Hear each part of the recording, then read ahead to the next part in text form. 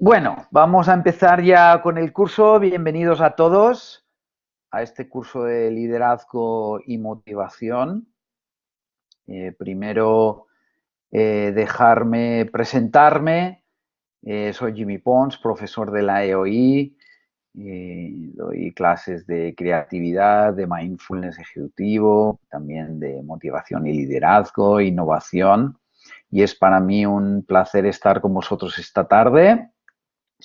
Y además he escrito un libro sobre cómo pasarse al modo avión a través de cómo utilizar el mindfulness ejecutivo para una nueva manera de gestionar todas las empresas, que va desde cómo trabajar la inteligencia emocional, cómo motivar a equipos, cómo autorregularse, un montón de contenidos que al final cada vez más los empresarios, los emprendedores, todas las personas que tenemos un proyecto, pues tenemos que empezar a trabajar.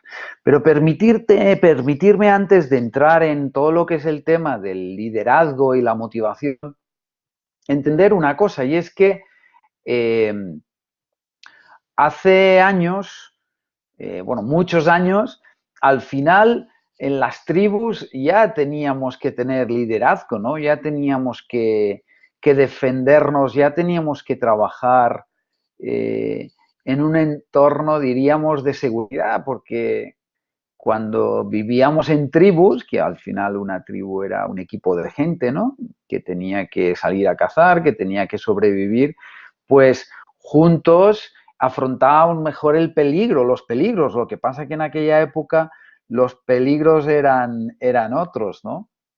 Eh, y esa tribu lo que hacía era crear un entorno de seguridad para afrontar todos esos retos.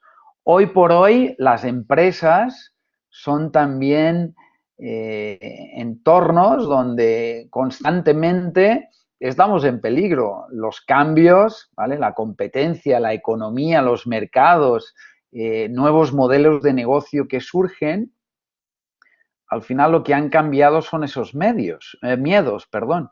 Y la empresa tenemos que empezar a crear un entorno de seguridad y trabajar en conjunto para afrontar todos esos peligros y esos cambios constantes.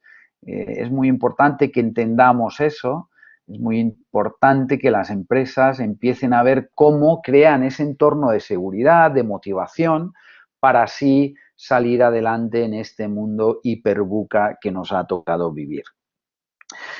Eh, y las propias empresas, cuando trabajamos en equipo, cuando hablamos de liderazgo y motivación, dentro de las empresas también hay esos peligros, ¿no? Y eso es un tema que también tenemos que tener muy claro, pues no tener unos objetivos concretos que sean difusos, las envidias, un mal ambiente de trabajo, un trabajo mal repartido, personas tóxicas dentro de la empresa, pues esto también son cosas que afectan a la empresa, ¿no? Y es importante entender eso, y es importante entender que las empresas lo que tenemos que hacer es evitar todo ese tipo de conceptos, ¿no? Sobre todo porque eso lo que hace es que nos centremos en cosas no tan importantes. Si hay mal ambiente, pues la gente está más preocupada de quejarse. Si los objetivos están difusos, pues es raro que la gente pueda cumplirnos fácilmente, ¿no? Entonces es muy importante entender que lo que tenemos que crear es un entorno de seguridad y centrarnos en lo importante y no en las cosas que al final no nos llevan a ningún lugar. Empecemos entonces con el liderazgo. Al final, cuando tú buscas la palabra liderazgo, pues es curioso porque dista mucho. Yo he hecho una búsqueda en la Real Academia de Liderazgo, liderar, que es un jefe, que es un líder, y la verdad es que es bastante diferente a lo que vamos a hablar hoy. Aquí al final liderazgo es condición de líder, ejercicio de actividades del líder. Un líder es persona que dirige o conduce un partido político, un grupo social u otra colectividad. Cuando hablamos de liderar es dirigir ese grupo, vuelve a hablar del partido político. Y cuando hablamos de un jefe, pues habla de una cabeza superior, habla de un toma militar, ¿no? Y cuando hoy en día, esto quizás en el siglo XIX pues tendría sentido, ¿no? Pero hoy en día un líder, si vamos a la etimología latina, habla de que podría encontrarse su origen en la partícula lit. Y cuando profundizas un poco, habla de que es una disputa, querella o proceso. Así que el líder es quien inicia o se encuentra inmerso en una querella, disputa o proceso, ¿no? Es curioso porque la verdad es que a mí me gusta más la etimología anglosajona, porque al final aquí nos confunde un poco, ¿no? Habla de un líder que está en líos. Pero bueno, al final lo que quiere decir eso es que es una persona con una postura activa para fomentar el cambio de algo. Y eso no lo tenemos que ver como algo solo negativo, sino que es alguien que quiere cambiar una situación, ¿no? Los anglosajones lo tienen un poquito, a mi entender, un poquito más como más actualizado, aunque el concepto líder aparece ya en el 1300 a través del vocablo ladere, ¿no? Pero el líder, derivado del inglés, habla de guiar por un camino, servir como indicador de ruta o ser un canal o conductor para algo, ¿no? Pero lo que me gusta es que hace referencia a que un guía no solo es el que marca el camino, sino quien también conoce las aptitudes y capacidades de quienes recorren el camino contigo. Y eso, evidentemente, al final lo podemos aplicar a cualquier empresa. Al final, un líder lo que tiene que hacer también es conocer su equipo para poder trabajar conjuntamente en equipo, ¿no? Entonces, mucho ha cambiado la manera de gestionar las empresas. Antes, la gestión, sobre todo cuando no había innovación, cuando no había necesidad de constantemente adaptarse al cambio, pues era muy sota caballo rey, la competencia era previsible, los mercados eran estables, los clientes eran cautivos porque no había muchos productos, se hacían siempre las mismas tareas. Al final lo único que necesitabas eran profesionales que obedecieran lo que se marcaba y los profesionales eran como autómatas, ¿no? Hacían simplemente lo que tenían que hacer y punto. No se les pedía ni que fueran creativos, ni innovadores, ni nada. ¿Qué ha pasado en el siglo XXI? Pues que la gestión que tú quieras tener basada en la innovación y en la creatividad, pues es necesario cuando ya hoy la competencia es imprevisible. Y si no, que se lo digan a los taxistas con Uber, a los transportistas con BlaBlaCar, a los hoteleros con Airbnb. La competencia ya no sabes quién es. De repente nace un día, ¿no? Los mercados son inestables. Hoy estás arriba, mañana puedes estar abajo. Hay tanta oferta que los clientes son libres para elegir. Las empresas cada vez más necesitan innovación y creatividad. Perdón, que voy a beber un poquito de agua. Se requiere todo el potencial de los profesionales. Ya no basta que simplemente obedezcan. Tenemos que fomentar que sean totalmente creativos y proactivos, ¿no? Y necesitamos gente que sean creadores, que sean innovadores, que aporten. Solo tenemos que ver las empresas que hoy manejan el mundo están basadas en la creatividad y la innovación, ¿no? Y esto es algo muy importante. El problema del liderazgo, o más que el problema, lo que ocupa es que exige cambios y exige trabajar y exige cambiar las maneras de hacer las cosas, ¿no? ¿Y qué pasa? Que las empresas pues les cuesta esos cambios, ¿no? Y es la típica reunión que dice, ¿qué os parece si no cambiamos nada y esperamos que algo mágico e inesperado suceda y que se arregle la cosa por sí solo, ¿no? Eso me temo que no va a ser así. Hay que empezar a cambiar y además tenemos que empezar a cambiar los propios gestores de las empresas. Yo siempre digo que nunca exijas a tu equipo lo que tú no estás dispuesto a exigirte a ti mismo. El primero que tiene que cambiar somos nosotros. Hay una imagen muy clara de qué es un jefe y qué es un líder, pues la parte naranja es el jefe, es decir, yo me siento aquí, que trabajen los otros, o un líder es esa persona que baja al barro, que se arremanga las mangas, ¿no? Y de camisa y se pone también a empujar. Hoy en día esos son los que marcan el camino cuando eres un líder, ¿no? ¿Y cuál es la diferencia entre un jefe y un líder? Pues bueno, un jefe manda y ordena, el líder aconseja y guía, un jefe inspira miedo, el otro inspira entusiasmo, el líder, o el jefe dice yo, el líder dice nosotros, el jefe se preocupa por las cosas, el líder, además de las cosas, también por las personas, el jefe presume de los éxitos, de sus éxitos, como si fueran suyos, el líder los comparte. Y al final, sobre todo, la diferencia es que el jefe dice que tiene empleado y el líder dice que tiene un equipo de trabajo, un equipo humano. Hay un libro muy interesante y perdonadme aquí que al subir el archivo a la plataforma pues se ha un poco sobrepuesto el texto, pero bueno, al final después cuando os pasemos esta presentación lo veréis todo perfecto porque el PowerPoint ahí nos ha jugado una mala pasada. Entonces en el libro Empresas que sobresalen, pues Jim Collins, que es quien escribió este libro, habla de que esos líderes de nivel 5 es gente muy especial que tienen dos grandes cualidades, que es una gran ambición y una humildad personal. Y pensaréis que esto es incompatible, pero al final esa gran ambición no está centrada en sí mismo, sino en el bien común del equipo. No para insuflar su ego, sino para que que el equipo tire hacia adelante sin ningún tipo de problema, ¿no?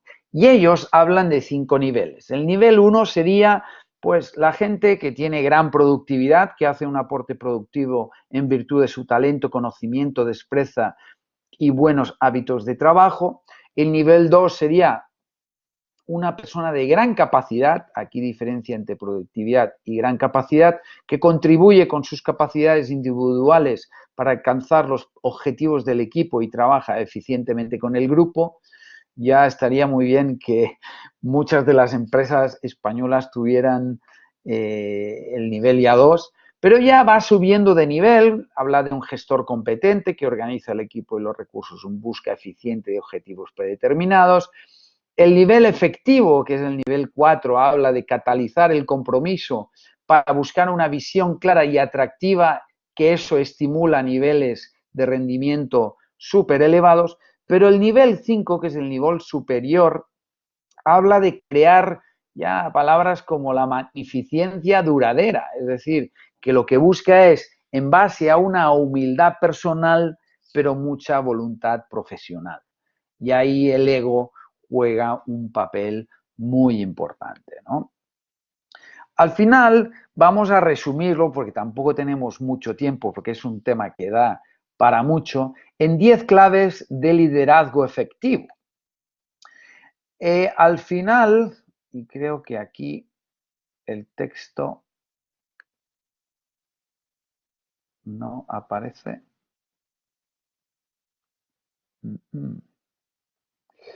Bueno, vamos a ver un momento porque lo que voy a hacer, veo que está pensando el ordenador. Voy a compartir, dejarme un segundo. Lo que vamos a hacer, voy a compartir la pantalla, toda la pantalla. No os preocupéis que aquí tenemos soluciones para todo. Voy a compartir la pantalla y lo que haré es venirme aquí. Un momentito, por favor, que ha habido un pequeño fallo técnico, pero esto lo vamos a arreglar en un momento. Ya está. Perfecto. Ahora entiendo que estáis viendo mi pantalla y nos colocamos en las 10 claves de liderazgo efectivo. La primera es la adaptación al cambio y fomento de la transformación cultural de la empresa. Es decir, no solo tenemos que hablar de transformación digital, debemos hablar de transformación cultural. La tecnología al final es solo diríamos, una herramienta y hay que fomentar las habilidades sociales para liderar de forma efectiva. Hay que tener visión de futuro y ver un poco de lo que pasa en el mundo. Es complicado poder inspirar a tu equipo y llevarlos hacia adelante. Es muy importante como líder estar al día de las noticias, las innovaciones y las transformaciones de tu sector. Tener capacidad del análisis de los datos. Hoy en día todo el mundo habla del Big Data, pero hay que hablar más de Smart Data. Y a mí me gusta hablar también del Human Data, de los datos que nos dan esas personas que trabajan, que están de alguna manera liderados por nosotros, ¿no? Al final, de lo que se trata es tener una visión de 360 grados, que además de, por supuesto, estar muy atentos a los resultados y a las ventas, es necesario que usemos herramientas para que nos ayuden a ganar tiempo para dedicar más al equipo, a lo humano. La tecnología está muy bien, pero no nos olvidemos que la tecnología es usada por las personas. Y eso me da pie a trabajar el aspecto de tener que estar centrado en las personas, clientes internos, externos, proveedores, otros colegas también del sector. Al final, los clientes internos y externos, al final los que ofrecen un servicio son los internos y los externos son los que compran nuestros productos, pero sin una buena relación con proveedores, pues es complicado también manejar una empresa, ¿no? Cada vez más tenemos que trabajar en proyectos con proveedores, con otros, ¿no? Y una cosa que muchos gestores se piensan que no es importante es cuidar la marca personal y trabajar una buena red profesional practicando un buen networking. Hay que optimizar los recursos, fomentar el talento, adaptar ese talento a nuevos roles. Hay que prevenir que algunas personas dejen la empresa. Tenemos que tener repuestos, tenemos que tener un banquillo. Esto en el fútbol está clarísimo, ¿no? Que no solo es bueno tener grandes estrellas, sino que hay que tener un banquillo preparado ahí para dar el salto y ofrecer lo máximo, ¿no? Hay que liderar de manera efectiva apoyándose en una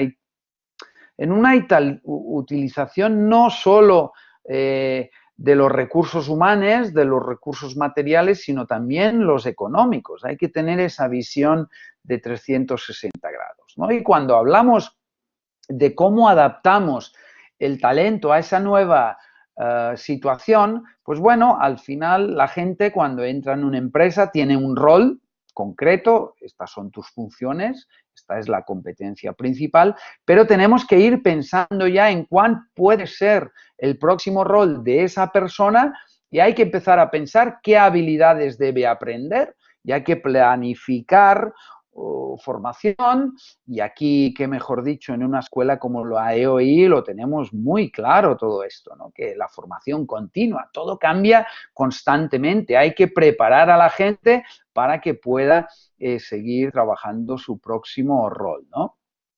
Eso tiene que ser, cuando hablamos de talento, lo más personalizado posible. Hay que documentar cualquier resolución como parte de un desarrollo individual de las personas del equipo. Hay que identificar procesos específicos que a lo mejor dentro de la empresa que pueden encajar dentro de ese perfil a futuro o en ese momento. Hay que dar posibilidades de crecimiento poniendo a prueba a las personas del equipo, integrándolos en nuevos retos para que él vaya cogiendo confianza. Eso no se puede hacer de un día para otro. Hay que planificar todo eso, ¿no? Y a mí me gusta hablar de una regla 30-70, donde el 70% del trabajo que hace, el 70% de su día a día estaría basado en un rol por el que ha sido contratado esa persona, pero tenemos que empezar a ver cuál puede ser el rol en el futuro y en un 30% ir dotándolo, ir integrándolo en nuevos proyectos, ¿no? Y hay que hacer en los equipos formación cruzada. Es decir, empezar a buscar perfiles que puedan hacer diferentes trabajos. Hay que tener definido, pues oye, esta persona que aunque ahora la tengo en marketing, pues oye, me hace un excelente trabajo en otro aspecto que puede también ser importante, ¿no? Ofrecer oportunidades para el crecimiento. El talento quiere oportunidades. Cuando se aburren de hacer lo mismo, empiezan a pensar en buscar otra empresa para crecer. Entonces tenemos que planificar todo eso, ¿no? Y aquí habría pues diferentes pasos. Una persona que entra como trabajador, cumple su función, pero la parte de arriba ya tenemos que pensar en esas necesidades de ese nuevo rol para convertirlo en un jefe o igual para a lo mejor convertirlo en un director de área o en lo que sea. Hay que planificar todo eso. Eso es la misión también del líder. Una comunicación efectiva, la asertividad, el marketing interno es muy importante. Muchas veces la gente no sabe muy bien cuáles son los objetivos, cómo vamos, cómo dejamos de ir.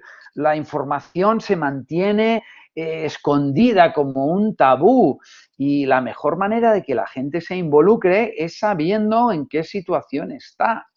Entonces, si no trabajamos una comunicación asertiva con el equipo, pues, y no tienen la información, pues es complicado saberlo, ¿no?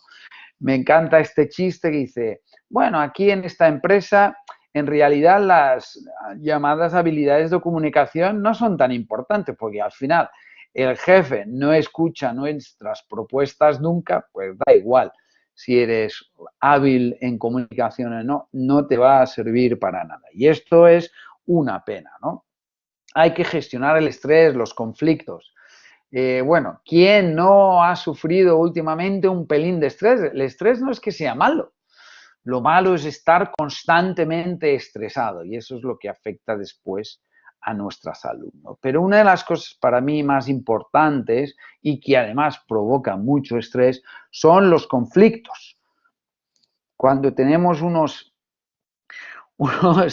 diríamos, unos objetivos muy tensos, tenemos que pues llegar a objetivos muy concretos, pues el conflicto es algo natural en las personas, ¿no? Solemos, unos más que otros, está claro, ¿no? Pero la gestión de conflictos, lo primero es que no deberíamos nosotros como líder ser el mediador ni el árbitro. No podemos estar nosotros pendiente de eso.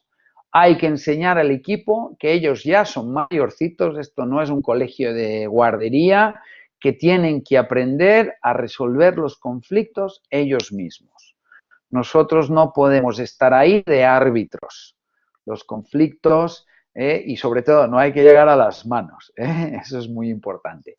Entonces, lo primero es que ellos mismos, el equipo, tú como líder, tienes que fomentar que ellos mismos gestionen eso. Entonces, lo primero, detectar y reconocer la primera y verdadera raíz del conflicto y lo antes posible, antes de que sea demasiado tarde.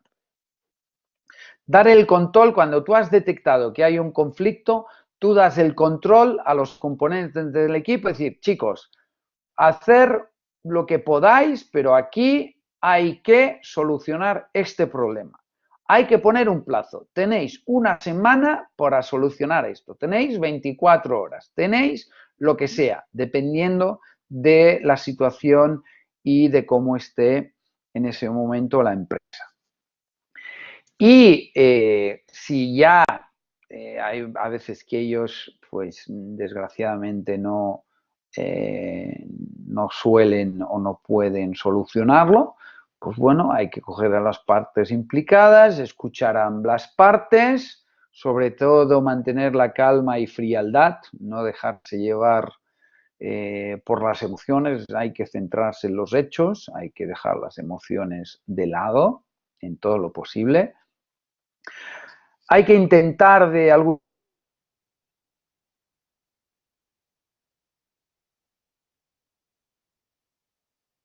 para que solucionen así otros próximos conflictos, porque es raro que una empresa no tenga conflictos, y solo mediar si no hay otra solución. Tú puedes estar ahí un poco ayudando, pero mediar y decidir solo cuando ya es algo que ya no hay otra solución. Pero yo os recomiendo que busquéis una manera que el equipo de alguna manera solucione esos problemas, ¿no? Delegar y fomentar el trabajo en equipo. Eso, cuando tú eres capaz de delegar, pues se te quitan muchos dolores de cabeza como líder, ¿no? Y delegar es complicado, yo lo sé.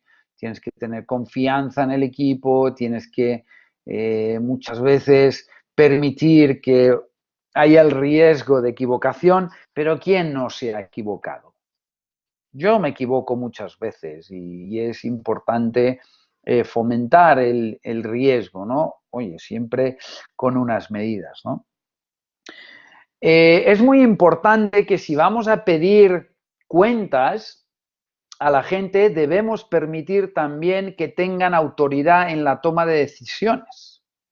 Si tú pides cuentas a la gente, tienes que aprender a delegar y aceptar el riesgo de que alguien cometa errores. Yo siempre les pido a mis equipos que se equivoquen rápido y barato, por favor. Creo que esto es una frase que decía Steve Jobs, no me hagáis mucho caso, pero por favor, que se equivoquen rápido y barato, ¿no? Trabajar mucho, ya estamos en el punto 9, la inteligencia emocional. Un buen líder tiene que trabajar esa parte, ¿no? Y hay dos grandes bloques, la inteligencia emocional consigo mismo, es decir, yo como líder me tengo que conocer, tengo que ser resiliente, tengo que autorregularme, no puede ser que yo pierda los papeles delante de mi equipo, aunque las cosas vayan mal, ellos te miran a ti como líder. Si tú pierdes los papeles, insultas, gritas, pues ahí estás perdiendo tu credibilidad. Y eso se tiene que trabajar gestionando tus emociones. Y después estará fomentar la inteligencia emocional con el resto del equipo. Es decir, fomentar la escucha atenta, que la gente se respete, se escuche, que todo el mundo pueda aportar. Fomentar la comunicación interna, la empatía, la motivación del equipo. Eso forma parte de la inteligencia emocional también. Y sobre todo, tú tendrás que ser un ejemplo. Al final, si tú no eres productivo, ¿cómo puedes exigir que tu equipo sea productivo? Si tú eres un procrastinador, ¿cómo puedes evitar que la gente no procrastine? Si tú no gestionas bien tu tiempo, no exijas que el resto también lo gestione bien. Al final somos un ejemplo donde nuestros equipos se miran y tenemos que trabajar la procrastinación, la productividad, la gestión del tiempo y saber terminar con la lista de tareas. Y nosotros con el ejemplo tenemos que ayudar a nuestro equipo a que ellos sean, te diría yo, que mejores que nosotros en ese sentido. El liderazgo necesita que le dediquemos tiempo y al final las herramientas tecnológicas nos deberían permitir tener más tiempo y ese tiempo que nos sobra los tendríamos que trabajar para fomentar las relaciones con el equipo, para dar o recibir feedback o para resolver esos problemas. Os animo a que creéis pues diríamos este gráfico donde tú tienes a mano izquierda el impacto y la importancia del tiempo que tú das hoy al liderazgo y la cantidad de tiempo que inviertes, de bajo a alto, de poco a mucho. Y ahí sabrás dónde está tu tiempo de liderazgo. Si es bajo de impacto y poco tiempo, pues ahí ya sabes por dónde empezar. Y hablamos ya de motivación. Más que hablar de motivación es hablar de desmotivación. Este chiste, y perdonarme que trabaje mucho el humor, porque creo que es una de las cosas más importantes en las empresas. Hay que, sin perder el objetivo hay que intentar crear buen ambiente. Y aquí este chiste dice, cancele todas mis reuniones, voy a gestionar la empresa haciendo hojas de cálculo y mandando emails encerrado en la empresa. Y con un poco de suerte no tendré que hablar más con un insignificante subordinado como usted. Y después va el tío con todo el morro y dice, el C23, que no le pone ni nombre, está hoy de mal humor porque se ha cabreado. Entonces es muy fácil desmotivar a la gente si actuamos despóticamente, si no somos capaces de dar un toquecito en la espalda, pero no un toquecito en la espalda con este postureo que yo digo, ¿no? Dice, estoy convencido que los empleados merecen ser motivados. Presione el botón a su secretaria, el botón rojo, cada vez que considere que merece una palmada en la espalda. No va de eso, va de ser auténticos, va de motivar de verdad, va de ocuparse de las personas, no de tener postureo o de contratar a consultoras para que hagan no sé qué cosas que al final no se lleva a cabo. Es muy fácil motivar, solo tenemos que usar el sentido común y no hace falta contratar a grandes currículums deslumbrantes. Si no hay un buen líder que motiva al equipo, al final los equipos, no las personas individuales, son las que hacen empresas exitosas. Y para eso, además del salario, que tiene que ser bueno, ya ni te cuento en base a la ley, sino hay que hablar del salario emocional. Y Bob Nelson decía, no conseguirás los mejores resultados de los demás encendiendo un fuego bajo sus pies, sino creando un fuego en su interior, motivándoles, positivizándoles, ¿no? Y el salario emocional, hay en un blog de la EOI un artículo muy bueno que habla de que son las ganancias intangibles y no monetarias que permite que un trabajador, por parte de su organización, que está a gusto, ¿vale? Además del cumplimiento y de que tenga un pago, es decir, no basta con pagar el talento con billetes, hay que trabajar el salario emocional. Y os pongo un caso, yo trabajo desarrollando la innovación en una cadena hotelera que se llama Blue Hotels y mi director general en un evento donde hablaba de nuestra compañía y de lo que estamos haciendo con la innovación, va y suelta esta frase que a mí yo me quedé perplejo, además estaba en el público. Dice, ha habido un antes y un después desde la incorporación de Jimmy Pons y la creación del laboratorio de innovación, ¿no? Entonces, esto es un golpe en la espalda, esto es un ánimo, eso es un buen trabajo y además que se diga públicamente. Pues eso es el salario emocional, ¿no? Y los beneficios de un plan de salario emocional, y me remito otra vez al post del blog de la EOI, pues habla de flexibilidad en el tiempo, acciones en el lugar de trabajo, buscar un equilibrio entre la vida profesional y la vida personal, ayudar a que nuestros trabajadores o clientes internos se desarrollen profesionalmente y además otros beneficios. Y está claro que hay muchas empresas que ya están trabajando eso. Y para hacer eso, en serio, no hace falta ser ni Google, ni Apple, ni una gran empresa. Las pequeñas empresas quizás también tienen oportunidades ahí porque pueden ser más flexibles. Pero para mí, una de las palabras más importantes es la confianza.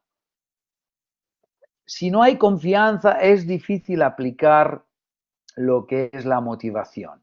Y al final, ¿de qué va esto de la confianza? Pues para mí es la base de todo equipo. Y es compartir experiencias y asegurar la previsibilidad, es decir, permitir que el equipo sentir que puedo confiar el uno al otro y así yo me puedo apoyar con otro y conseguir los objetivos marcados. Motivar no es pasar, es precisamente tener muy claros esos objetivos, ¿no? Y también que la gente sea previsible. Es saber cómo va a responder la gente a situaciones concretas. Cuando tú no sabes y no confías con la gente, es porque quizás no sabes muy bien que te puedes fiar de esa persona. Entonces la confianza en cuanto a la motivación es muy importante. Y sobre todo, el líder es el que tiene que dar esa confianza. Lo que no puede ser es decir, bueno, a ver, os pido feedback y cuando alguien dice algo que no nos gusta, pues le pegamos ahí un martillazo y decimos, bueno, ¿alguien más quiere opinar sobre la opinión que he dado y la proposición que acabo de presentar? Hay que dar confianza, hay que permitir que la gente hable, ¿no? Y ya vamos a cerrar con 10 claves para motivar a tus clientes internos. Reconocer el trabajo bien hecho y asignar los trabajos de manera justa. Escuchar las propuestas, reúnete con ellos, define los objetivos y metas en conjuntos. Tener muy claros esos objetivos y que estén basados en el concepto SMART, que sean específicos, medibles, alcanzables, relevantes y que, oye, que sea un tiempo que sea real, ¿eh? No pidamos cosas que no podemos. Ser capaces de dar feedback desde un punto de vista positivo como en lo que se debe mejorar. Y el feedback no es fácil, ¿eh? Para dar feedback. O algunos, diríamos, cositas a la hora de dar feedback. Pues primero, oye, pedir permiso, buscar el entorno adecuado. Y si te dicen que sí, pues bueno, detalla de manera pausada los hechos y confirma que los comprenden.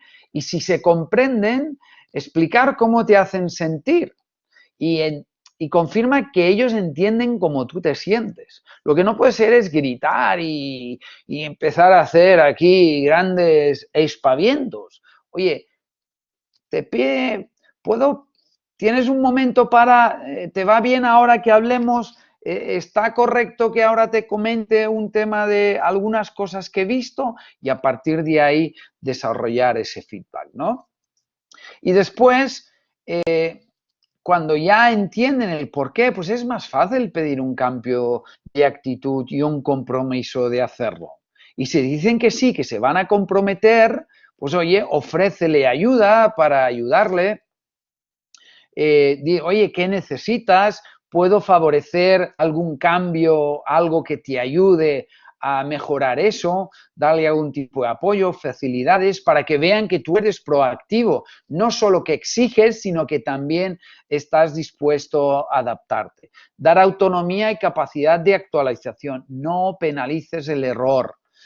Sobre todo si tienes que decir algo, pues evitar la vergüenza, hacerlo en privado, si alguien se ha equivocado. Oye, decirle, mira, esto es una oportunidad de mejorar, vamos a ver cómo eso nos ayuda a mejorar, ¿vale? Y sobre todo el horror. Debemos intentar afrontarlo como equipo, porque hoy puede errar uno y mañana puede errar otro. No es un tema de personalizar, eso es muy importante. Incorporar a tu gestión, siempre que sea posible, y que la empresa lo permita, a veces no es el momento, por proyectos, por lo que sea, pues políticas flexibles. Hay épocas del año que puedes y otras no. Hay momentos que favorecen, ¿no? Oportunidad de crecer. Siempre que puedas, intenta que el talento dentro de la empresa sea el que tiene, si lo merece, pues la oportunidad de subir escalones, ¿no? A veces buscamos talento fuera y muchas veces lo tenemos dentro. Lo que pasa es que no nos ponemos ahí a buscar o no damos formación continua para que ese talento crezca, ¿no? Y para gestionar el talento, el problema es que implica una inversión al principio que a veces no sabes muy bien el retorno. Supone un cambio de comportamiento en los primeros niveles de dirección, porque a veces lo del talento, gestionar talento no es fácil. Y el talento requiere márgenes de libertad y de cuestionamiento de lo establecido.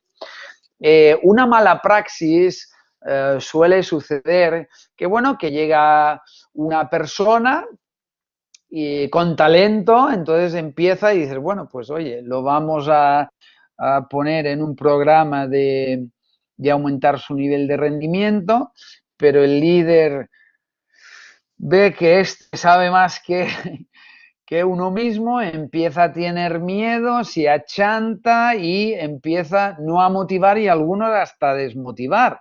Esa persona que tiene talento, ¿qué hace? Pues entra en un proceso de frustración y aburrimiento, baja su rendimiento y a la primera oportunidad que hoy en día los headhunters están ahí al acecho, pues deja la compañía. Entonces, ¿cómo tendríamos que hacerlo? Pues bueno, esa persona accede a niveles de alto rendimiento, el líder ve que tiene un gran potencial y le ayuda a crecer dando más responsabilidades. Es más, le busca dentro de la compañía o dentro de otros departamentos también un lugar que aporte valor. Eso, al final, ese talento habla muy en positivo de ese líder que le ha ayudado a crecer y eso hace que otro talento que esté en la compañía se integre dentro del equipo que había entrado inicialmente el talento y eso hace que haya una constante innovación, una constante responsabilidad, una constante implicación y ese equipo inicial pues va creciendo y ese propio líder va creciendo también. Entonces no está reñido el que seamos líderes y que entre talento en nuestro equipo que sea mejor que nosotros. Lo que tenemos que hacer es que ese talento vaya a más, ¿no? Fomentar un espacio, un ambiente de trabajo creativo y funcional. Las empresas a veces somos muy aburridas y no da ganas de ir a trabajar, ¿no? Fomentar la comunicación, lo que es el confort, la parte de retribuir monetariamente como se merecen y todo lo que es la parte del salario emocional. Y cuando configures un equipo hay que utilizar diferentes inteligencias, emociones, para sacar el potencial de cada uno. Esto es como un equipo de fútbol. Al final, si solo tienes delanteros que marcan goles y tienen una defensa fatal y un medio centro, pues horrible, y un portero que le meten todos los goles, pues por mucho que tengas un Messi, un Ronaldo, ¿cómo se llama esto del Atlético de Madrid? Un Silverman o un... Bueno, perdonar, como veis, no sé mucho de fútbol, pero tienes que tener un equipo completo, ¿no? Y os voy a, ya, para terminar, dejar un caso práctico, que es una pequeña hotelera que tiene 3, 4 hotelitos y su CEO dice, por encima de edificios acondicionados para otorgar servicios de alojamiento a las personas, la función de RTM es proporcionar bienestar físico y mental a sus clientes. Y él deja claro que son clientes internos y externos, ¿vale? No habla de clientes finales, ¿no? Y para eso, dice, necesitamos un equipo de personas amables e íntegras que transmitan alegría y que compartan un estilo de vida saludable y que den un servicio con una experiencia única. Entonces, bueno, esto es una revista que me encontré de esta cadena y curiosamente dice, tenemos un equipo multidisciplinar y habla un poco de cómo son son las personas que trabajan en RTM, ¿no? Y aquí pone algunos ejemplos y dice, pues Lluïsa Coll, responsable de ventas y bailarina de claqué. El otro dice camarera y pintora, camarero y bailador. Entonces nos refleja aquí muy rápidamente que dice que tienen una vida personal y una vida profesional, ¿no? Y aquí algunos comentarios de la directora de uno de los hoteles que dice, la primera vez que me entrevisté con la compañía, con los jefes, que ella iba a trabajar, y le explicaron la filosofía de empresa, diciendo que lo primero son los empleados, después la satisfacción de los clientes y todo eso lleva una rentabilidad, dice, claro, lo rompieron los esquemas, ¿no? Se pensaban que era un tema de marketing, ¿no? Y dice, estaba equivocado, dice, cuando entras en la empresa, pues te encuentras que es una realidad, ¿no? Y al final ella confiesa que cuando al final el trabajador, el cliente interno, el empleado se siente valorado y es responsable de su trabajo, pues es mucho más fácil su trabajo de directora. Solo se tiene que asegurar de que el cliente está contento, de que trabaja bien y que tiene todo lo necesario, ¿no? Porque al final, cuando están contentos, pues la sonrisa no es forzada, se preocupan por dar un buen servicio y eso hace que su trabajo sea mucho mejor. Otra cosa de las cosas que me pareció interesante de lo que tienen es una persona que se dedica al bienestar de los trabajadores, especialmente en este caso en hoteles, pues las camareras de pisos, ¿no? Que todos sabemos que tienen que hacer habitaciones, son trabajo muy duro y tienen que trabajar enormemente y de manera muy física, ¿no? Entonces, esta persona lo que les ayudan es a trabajar más, que no se dañen la espalda y se preocupa mucho más por su salud, tanto mental como física, ¿no? Y aquí habla de cómo hacen a la hora de hacer una cama, pues que la forma de agacharse, pues cómo sea más buena para que no se dañen, ¿no? Y vosotros decís, bueno, esto parece muy hippie y tal y cual, ¿no? Pero ellos también en esta revista publican los datos y empiezas a ver que el índice de confianza de las personas en la empresa desgraciadamente no tengo datos últimos porque es una revista que encontré y no sé dónde podría actualizarlos, pero al final ellos trabajan mucho el índice de confianza que tienen los trabajadores con la empresa. El 78% de los trabajadores, de los clientes internos, confían en sus superiores. El 83, perdón, por ciento disfrutan de lo que hacen. El 78% disfrutan con sus compañeros. Es una de las empresas de mejor lugares para trabajar entre 100 y 250 empleados. Las bajas son muy bajas y son voluntarias o por jubilación. Y mirar la tasa de absentimiento es del 0,0178. Eso es muy bajo. La calidad, lo que es los niveles de calidad de TripAdvisor es súper alto. Todos los clientes finales recomiendan su empresa. Pero para mí lo más importante es que aumentan su EBITDA y aumentan su ingreso por habitación disponible, que son los datos que utilizan los hoteleros para mirar su rentabilidad. Y eso es un símbolo muy concreto de que si tú motivas, si tú eres un buen líder, al final como empresa ganas más dinero. Y ese es el mensaje que yo quiero que os quedéis hoy. Esto no se trata de, bueno, voy a ser muy guay y voy a tener una empresa súper moderna. Es que si tú fomentas un buen liderazgo y tú creas un buen ambiente de trabajo, al final eso te hace ganar más dinero. Y eso es el mensaje que os quiero dejar. Y os quiero dejar también con esta imagen. Este es mi hijo, Unai, ahora tiene 15 años. En unos años va a ser ya una persona que entrará en el mercado de trabajo. Y yo veo cómo él evoluciona, cuáles son los valores, qué es lo que le interesa.